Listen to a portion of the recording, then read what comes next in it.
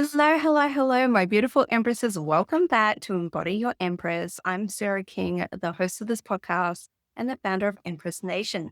This is the place you want to be if you want to open up to new perspectives, dive into who you are on a deeper soul-led self, and have some fun while doing it. Today, we are joined with another amazing guest, Courtney Osselaer. She is a woman that I think we're all just going to step back and take note of, maybe even be a little in awe of.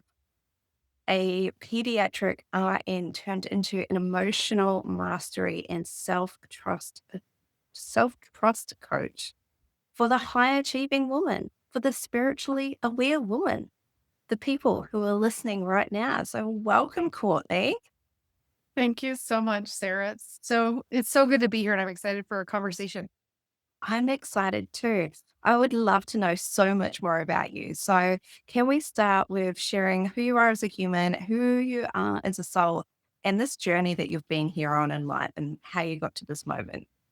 Absolutely. So I am a mom of two kiddos and a wife of the most amazing husband, although he's not the most amazing husband all days and all moments. Well, I think, we got to be realistic here. We've been together for 24 years. We met in high school and I didn't even know who I was as a soul growing up when I met him. So, going through this process of growing up together has been quite interesting and, needless to say, challenging. And how I found my soul. I'm going to start my story there of how I started to find my soul. So, as a pediatric nurse, I started having some of my own health concerns, my family's health concerns, and started diving into kind of more natural health remedies, right? And so on that process, I found healing for my physical body. And I ended up finding out that I have a genetic mutation that predisposes me to stomach cancer. And my dad had died from this stomach cancer 10 years prior to me finding out about the genetic mutation. And this type of stomach cancer is rare and aggressive. So screening for it is almost impossible. And once they do find it, it is like your stage 4. There's not a whole lot they can do kind of situation. And that's what happened to my dad. He got diagnosed and died 3 months later. So when I found out about this mutation, of course, I was filled with fear. I had 2 little kids. My son wasn't even 2 years old yet, and, um, he's my youngest, and they ultimately recommended you get your stomach removed, so to avoid this stomach cancer, right?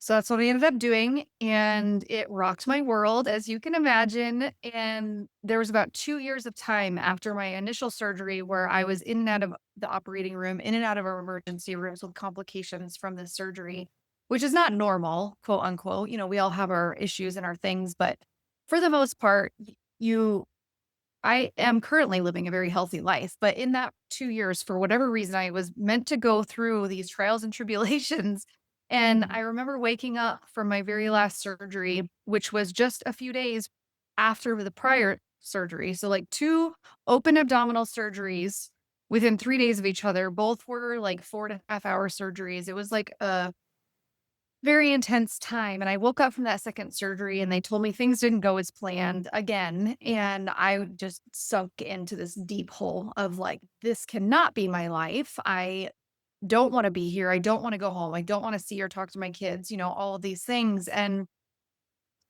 thankfully, I had my husband right by my side, and he grabbed me by the face, and he said, like, "You have to figure out a way to get out of this, otherwise you're gonna end up, like, in a psych ward, and you know what that's like. So please, like, can we work through this?" In the time of my kind of darkest moment, I came home, I was able to kind of pull myself out of it. I was still in a funk, but I got this calling, like, "You are meant for more than what you're doing." And I didn't know what that meant, but I knew that I had these natural healing tools, these natural wellness tools that I had been using for myself and my family, and I felt called to share it with other people, right? So I started Mhm. on this journey of helping other families and moms do that. and it was amazing. But in that process, I found the connection between our mind, body, and spirit. I told you before, like, I didn't even know who my soul was, right? But I was able to find this like emotional body, my soul body, and how it was all connected to my physical body, which was so incredible to me that I could not share that. I could not help other people do the same thing. So that's currently why right now I am an emotional mastery and self-trust coach, because I'm really good at helping women, moms specifically, find that connection between their emotional, soul, and physical bodies. Wow. It is, it's the coolest thing though, right? When you know how to do that and you know how to share that with someone who is at that point where you were, that gives me the so, it's like so much light, so much joy that we have that effect in the world. Um, I would love to hear more about the woman that you share that with, where they are at that moment. But just before we go down there, can we go back to, you said you didn't know who you were on a soul level when you met your husband and you're still together, you still have a thriving relationship. Can we just dip our toes into how did your spiritual transformation come through, and I guess his journey along the way with that as well? Because I know from a personal experience, when you get to that point, you either move together or you move apart. So can you speak into that, Courtney? Yeah, I love that you're asking this question because that is absolutely true. You either decide to like stick with it or it's like, we can't do this anymore. And we actually had a moment, several moments actually, of having that conversation of, are we in this or are we not in this? Because my change, and it's been since I've really started drastically changing, and it's been so fast for probably the last 2 years, and he's still just trying to keep up, right? Like I'm just constant changing and evolving and and he's like, whiplash, what is happening? And so through that process, it has been extremely challenging for him, which has made it extremely challenging for me, because as a people pleaser, as somebody who wants to make sure everybody else is comfortable all the time, as somebody, this is like old versions of me that I'm talking to, right? As somebody who has these defaults of not wanting to rock the boat, having him be wildly uncomfortable because of my growth and expansion has been quite the challenge. But honestly, the only thing that has gotten us through is realness, being real with each other, having hard conversations with each other, and us both being willing to see each other in any given moment, in any given day. Um, I can feel like emotion rising because it makes me so incredibly grateful and thankful that he has chosen to like stick through it, right? We joke with each other all the time about how it's just a freaking wild roller coaster ride and we're just both hanging on for dear lives because that's all it is. It is all Yeah. it is. It is That's all all it it is. is. Yeah. Oh gosh, I feel that emotion in my heart, and I'm so happy for you. I'm so happy that in this life you guys came together, and that you guys made that choice to do this wild roller coaster together And every day we make the choice, right? It's not just a one time choice, it is every day. every single day. Because Yeah. learning who you are at a soul level and bringing that into your daily life looks so different from that version of yourself that was before then. So different. And as you grow and evolve, because it is the never ending journey, you continue to change constantly. And for some people in this human existence, it's really confronting because it puts up the mirror, right? Well, if they're changing, I'm staying the same. It gets awkward, it gets uncomfortable, it gets the confrontation there of, do I need to be looking? I'm not ready. And yeah, it can be that line in the sand for the couples that go, you've changed. I don't like who you are anymore. Or the choice continuously made, I'm here with you. I'm coming along. I'm supporting this. And it's the beautiful ripple that I love to see. And I always champion. it's everyone's choice. But in the background, I'm like, oh, if they get on board, if they say yes, even in the smallest ways, then you never know where that's going to be in a year, 5 years, 10 years, because all it takes is a few moments that crack you open to let that light shine in. And then a person can really feel it for themselves. And I know that Right. I've had a woman come to me and be like, how can I make my partner, my husband, my boyfriend get on board with this soul lesson thing, to get on board with spirituality, to get on board with an awakening? And I'm like, sweetheart, you cannot.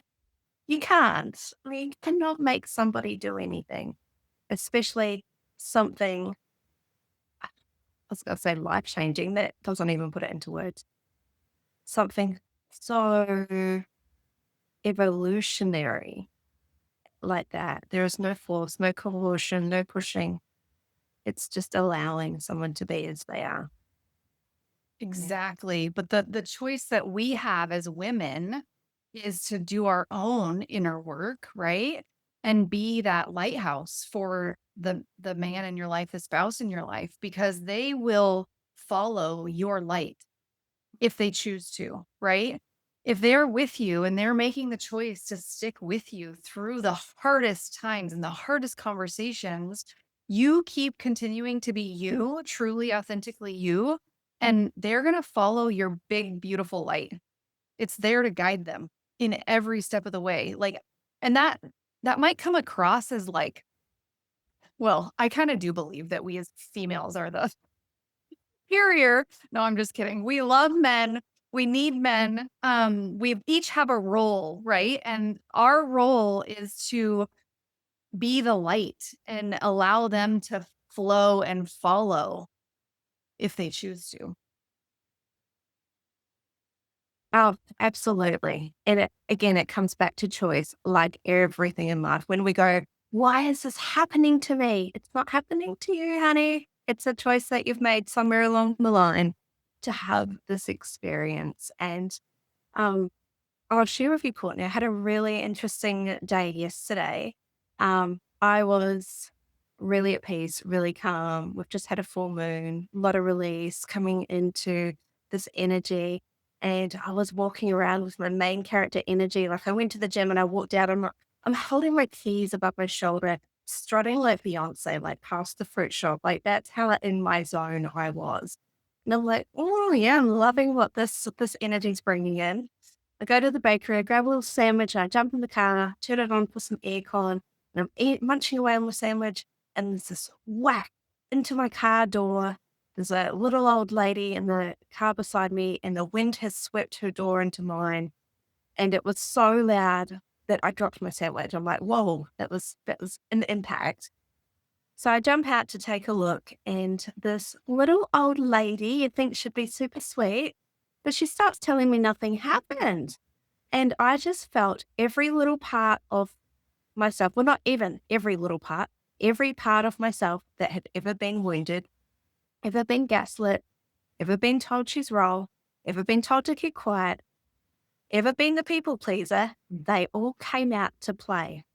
And usually in a situation like that, past Sarah would have got super emotional and been like, I've just got to sweep this away. Like, I'll just go along with what she's saying. And this Sarah now, she's like, no, we can have a direct conversation that doesn't involve gaslighting. And it wasn't like, to put it in context, it wasn't major damage. It was a little scratch. I just wanted her to acknowledge, yes, something did actually happen because she's telling me nothing happened, and trying to move away. And I'm like, hang on, something did happen. And I know when I have been in a hurry and I've accidentally tapped someone's car and backed into them, that I have been like, I am so sorry. I am so sorry. And the guy was like, yeah, no worries. That's fine. I've been in situations where you can be like, yeah, I can take responsibility and then everything's cool. This went on for 5 minutes. This little old lady telling me nothing had happened. And I was just very calm. I'm like, something did. I'm like, just acknowledge it. But she was of that generation where we just don't talk about anything that makes us feel uncomfortable. She was trying to get away and her husband was saying nothing's happened. And I'm like, I have eyes. I can see. And eventually we wrapped up the conversation. And and as I drove away, the tears just started to flow. But all of those little wounded parts of Sarah that had been living within my body, because they knew I had their back for the first time in my life.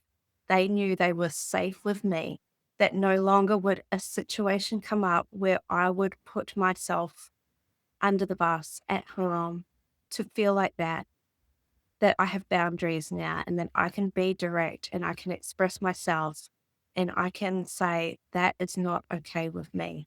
And all those little parts of me came up to heal, and I just felt this massive loop close over. And it was really empowering. It was so empowering. It was very Mm, emotional, but it was very empowering. I love that so much. And like the emotion of that and allowing that to flow is like releasing all of those patterns, right? Releasing all of that stuff that you've been holding on to. Yes. Yeah. Oh, thank you for sharing that story. Oh my gosh. I think that's why I'm a little bit groggy this morning, because it was such a massive emotional release yesterday that this is a normal time for me to be getting up in the morning. And I'm just like, oh, wow. Like I feel wrung out and I feel fantastic because I know that feeling now from doing the inner work. That feeling wrung out means the space to be coming. And so I'm really excited. Exactly. Yes, exactly. And I love that you're bringing that up because I think a lot of women can shy away from doing this work because they're afraid of what it's going to bring up, what it's going to feel like. It's, this discomfort that you were speaking of with the woman of like not wanting to acknowledge and this just that discomfort. And there is so much beauty on the other side of it. Like you said, this spaciousness on the other side of it. It is unexplainable, I think. Like words do not give it any justice. And the only way you know what it's like is if you live through that. And oh, yes, like I share a story really quick? Please. Yeah. Do it. Um, I was on a retreat. This was last summer, and it was an equine women's healing retreat. And we were getting ready to do a breathwork session. And I had made a new friend, and her and I had gone pretty deep pretty quick with our conversations. And I looked over to her and I was like, I am so excited for this because I knew it was going to bring up stuff. I knew it was going to be crazy, right? But I was so excited just to see what was on the other side of it. Like that's how this I feel. I don't know if you can relate to that. I'm just like, yes, like let's go there now so we can get to the other side of it, right? Yeah. Absolutely. I'm actually going to learn breathwork facilitating this weekend because I have had experiences with breathwork where I have been so shut off, so constricted. Like I don't want to go fully in there for that reason. Oh, I don't know. Like there was massive blocks. I've had sessions like that, and then I've had sessions that broke that apart for me, where I was like, "This is an amazing tool to be used," and the experiences and the emotions that I have released through breath work was so amazing that I'm like, I want to go and learn how this works. I want to go and learn everything behind it. So that I is love that. very I'm excited for you. That's going to be so good. I'm one of those people that would love to do all the things, right? Like, and I'm like, I have to focus my energy and be like, okay, I only have so much space. I only have so much time, only so much capacity. So I'm going to leave the breath work to all the people who are freaking amazing at it because then I can use them. We can use them, right?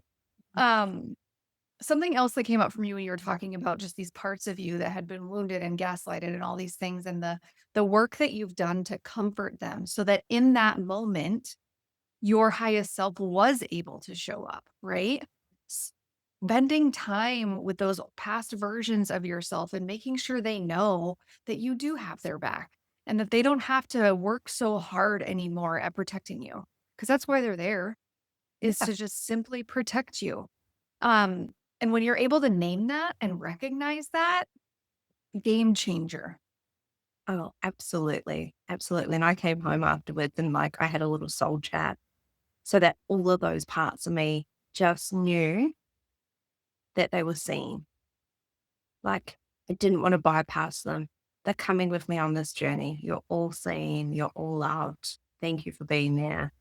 And I see things in little movies. So I was having little flashes of all these little little parts of me. They were giving me the little things. And I'm like, oh, great.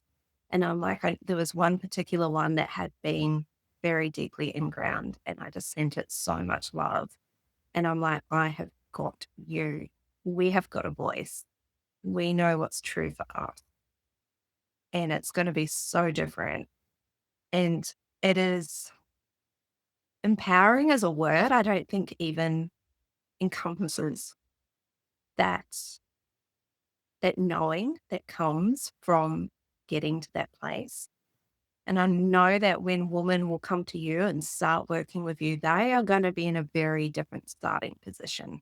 You mentioned fear before, and I know that I have been in that spot when you're like, oh, do I want to go there? What's on the other side? And often we know we've got some walls up if we have that much awareness at that point. And sometimes we don't know to which extent. The fear of what's facing on those other walls can be so overwhelming to someone that they feel hesitant to go there. So when someone lands in front of you, Courtney, where do you start and how do you bring them on that journey with you? Yeah, this is my favorite thing to talk about because it is 100% about presence, right? And being exactly where you are. And there's no every woman that comes to me, I just got off a call right before we hopped on here. It is about where you are in that moment. There is nothing else. There's literally nothing else to even talk about, right? It's meeting you exactly where you're at. So if you are somebody like me who knew there was walls there but didn't even know what that meant, didn't know what that looked like. I didn't even share another part of my story. I won't go there right now, but I knew I had walls. When I decided to start on my entrepreneurial journey, I found these walls, but I didn't know what they were, how big they were, what was on the other side or anything. And my therapist at the time met me where I was. We worked through things that were present day right now. And that's what we do. I have a framework that's called Rooted that I work with my women through, with my moms through. And I tell every single one of them, it is not a framework of we're going to do this step, this step, this step. It's not like this sequential order, right? It is a matter of flowing through this framework so that we can meet you exactly where you are in any given moment because your nervous system matters.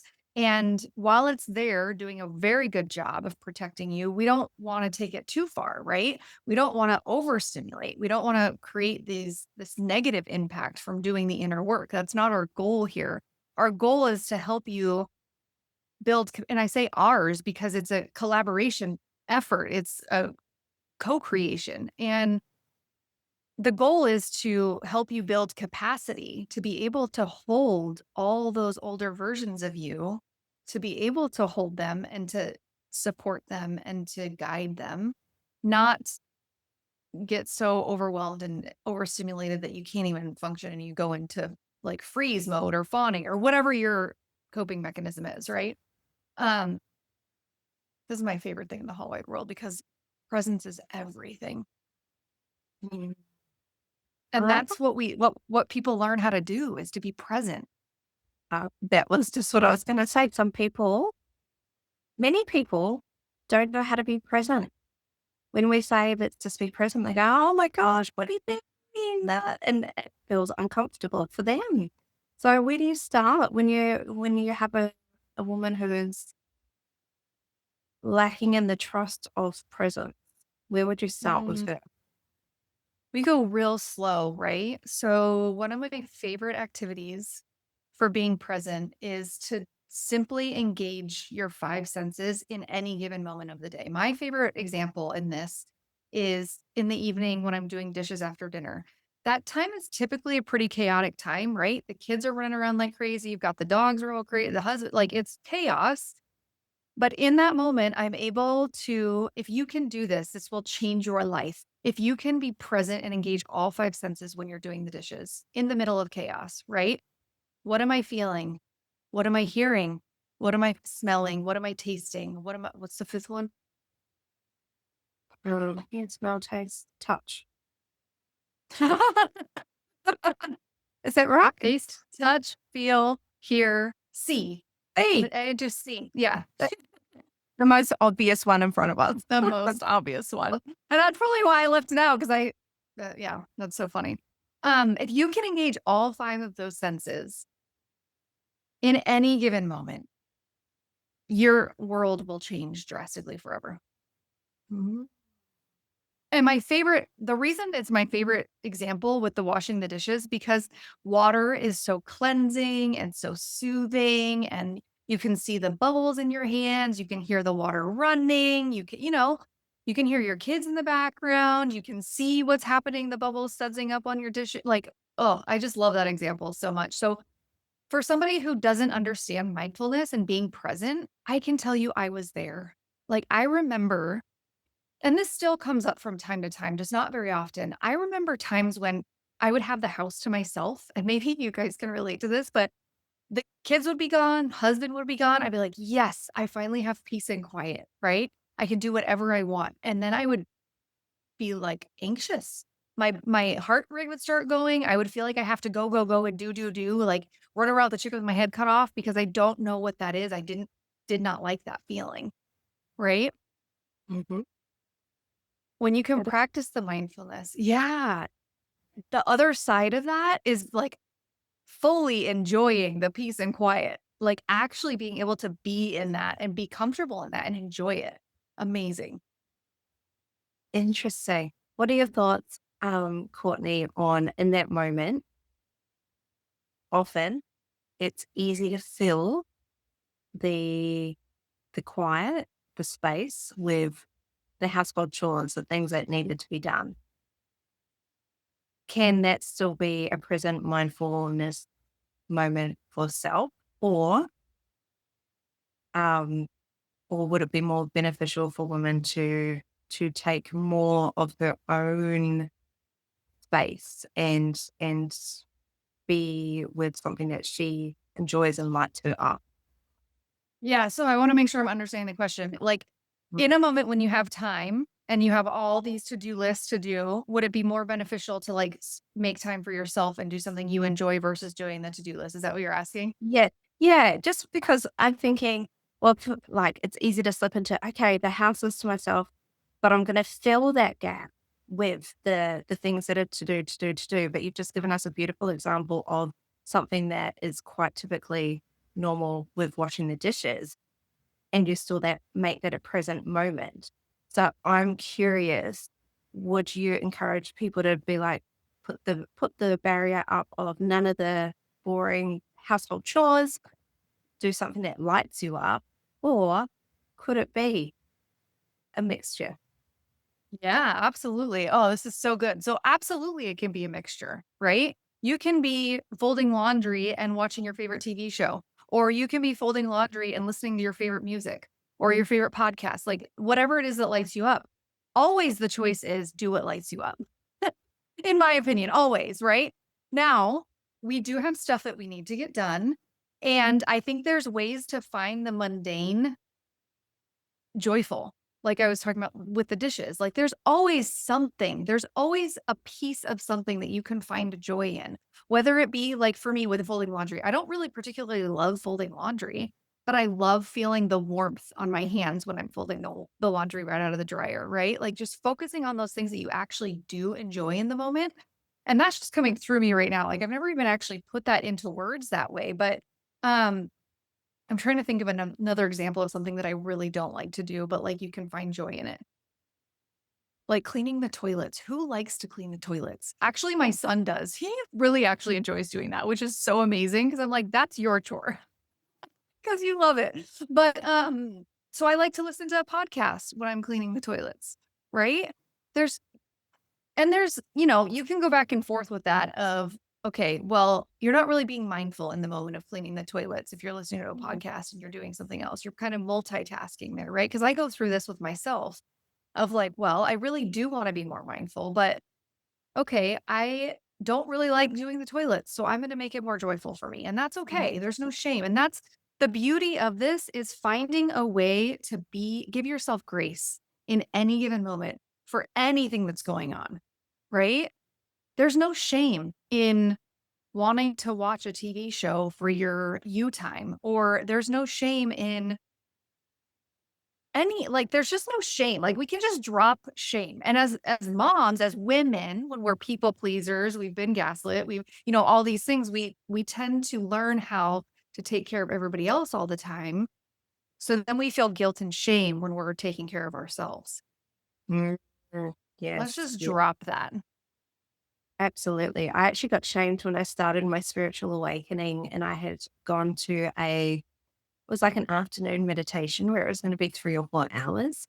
And the facilitator shamed me about being there and about like having my spiritual awakening when I had an 18-month-old child at home. She goes, "Oh, it's not really done that you have a young child and you start your spiritual awakening. It's better if you wait until they're a bit older." And like it really projected the shame onto me for being there for taking a few hours for myself. And here's me brand spanking new to anything in the spiritual world. And it just like was very thrust upon. And I'm like, wow, like it was happening regardless.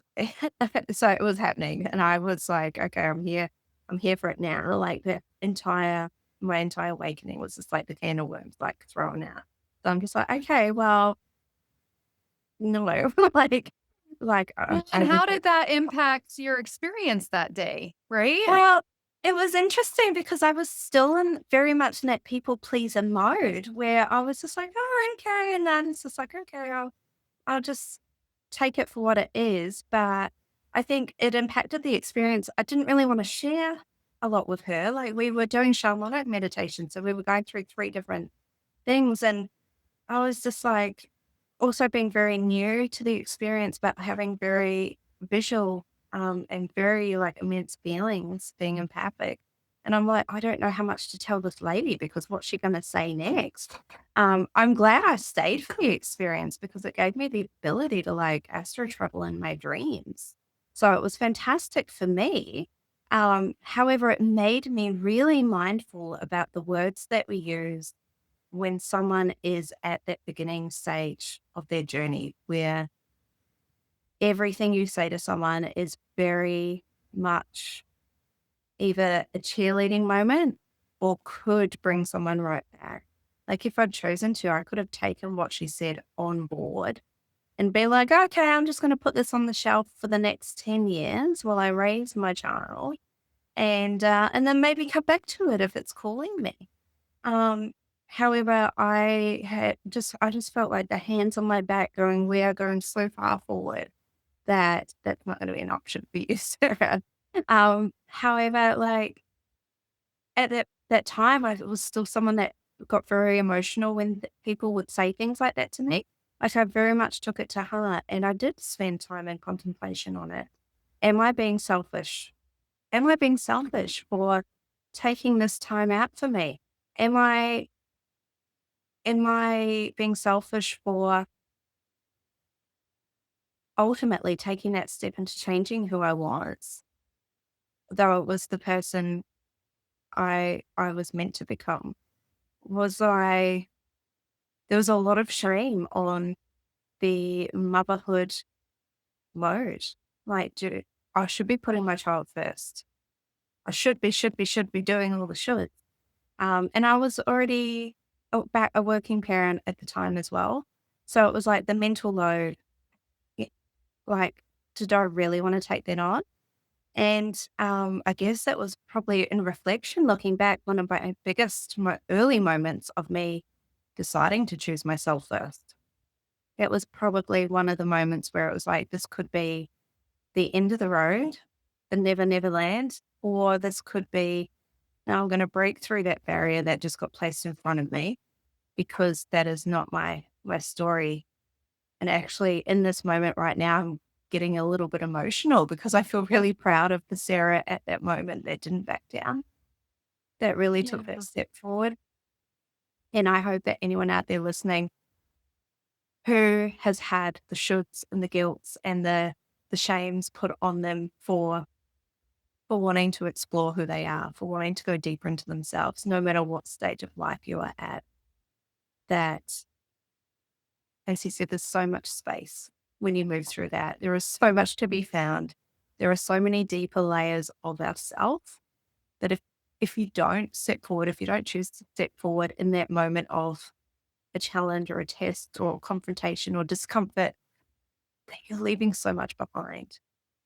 And the world needs you to be stepping forward. Like we need you to be stepping forward so much. There's so much light out there. There's so much to enjoy. There's so much to experience.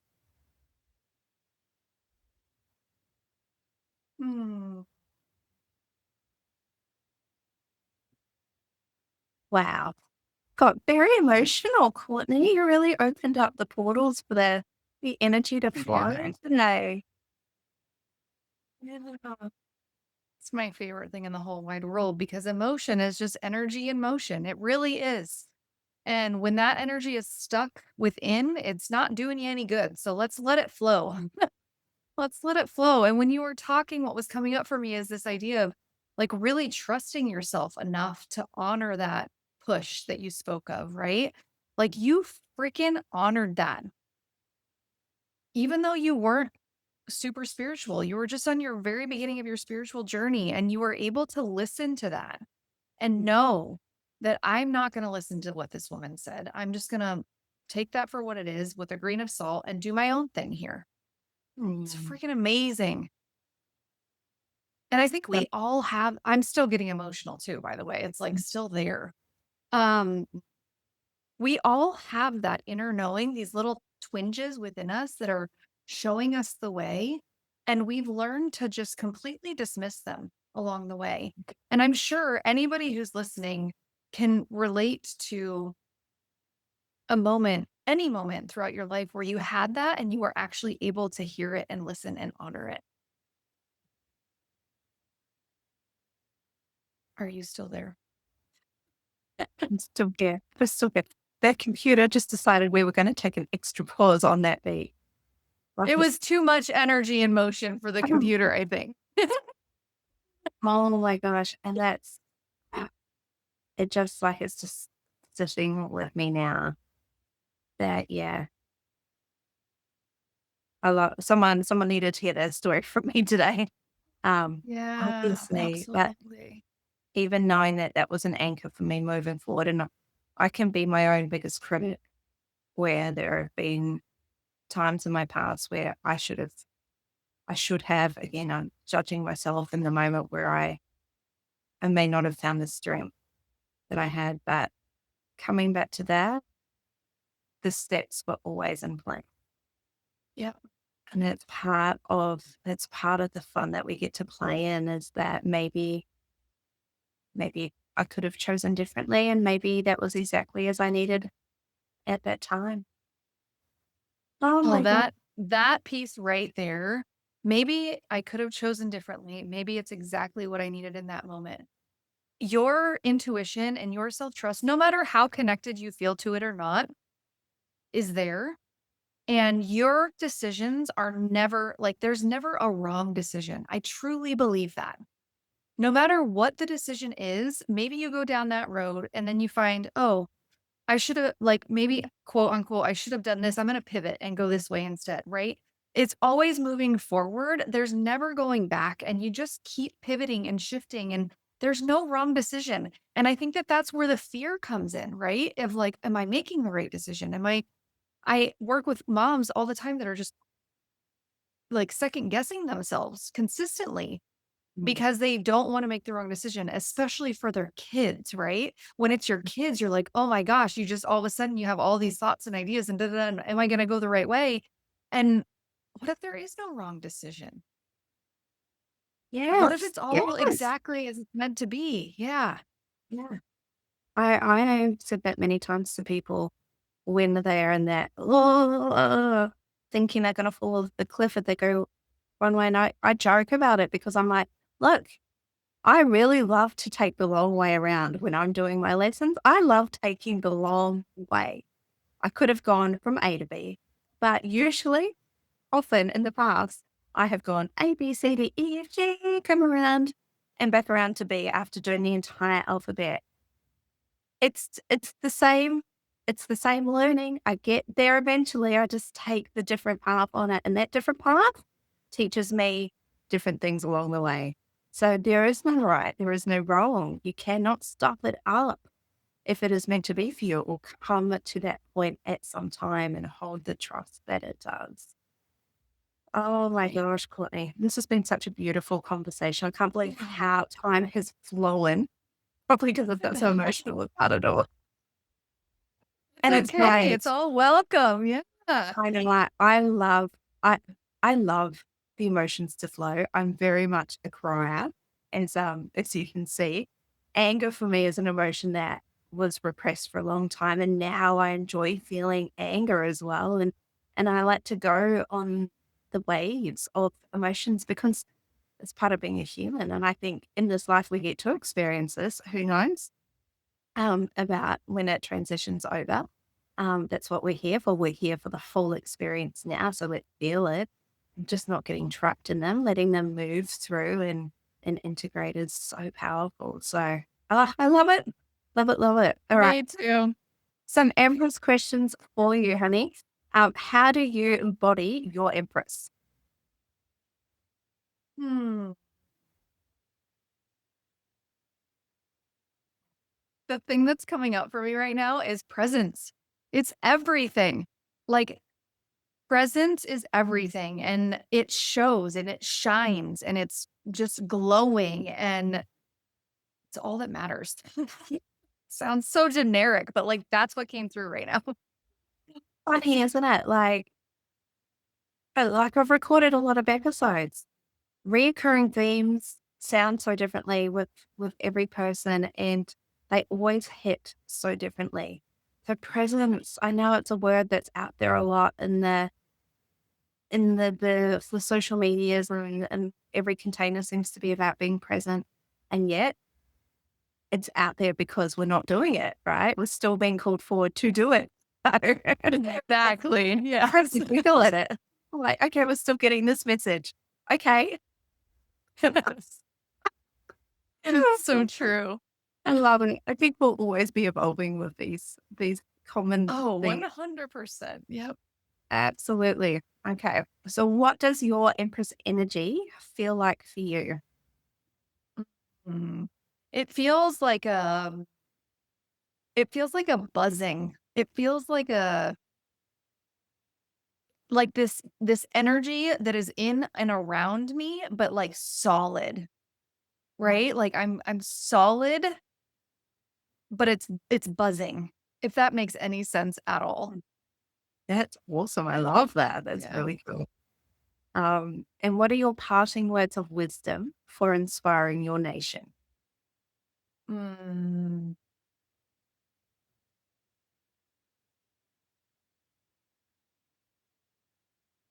There's anything that you take away from today, there's no need to be afraid.